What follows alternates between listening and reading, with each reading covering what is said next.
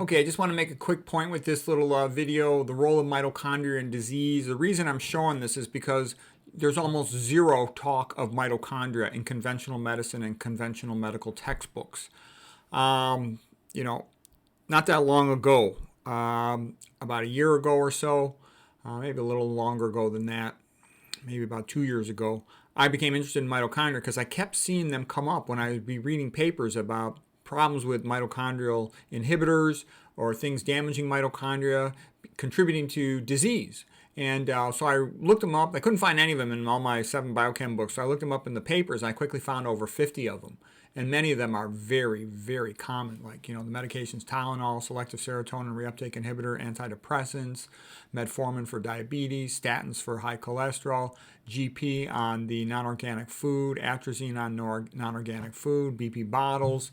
And there's a whole bunch more of them that are all very common. So the point is, there's some people who are being exposed to 3, 4, 5, 10 of these routinely.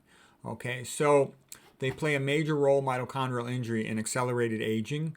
There's a mitochondrial theory of aging. They play a major role in mitochondrial injury for cancer, a major role in mitochondrial dysfunction and diabetes, major role in heart failure, like the Martin-Pall no-oh-no theory of nitric oxide peroxynitrite, major role in neurodegeneration, let's say related to excitotoxicity, and the no-oh-no theory, again, of Martin-Pall.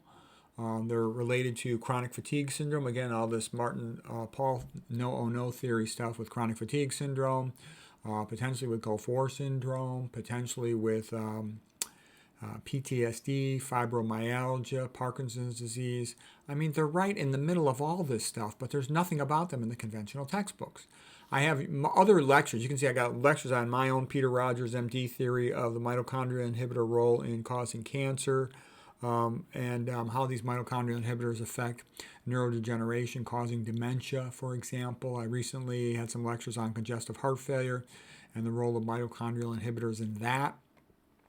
Some of the things that cause mitochondria inhibitor include hypoxia, like high-fat diets, excessive dietary sodium, and it all kind of starts wrapping around almost like into a circular tautology.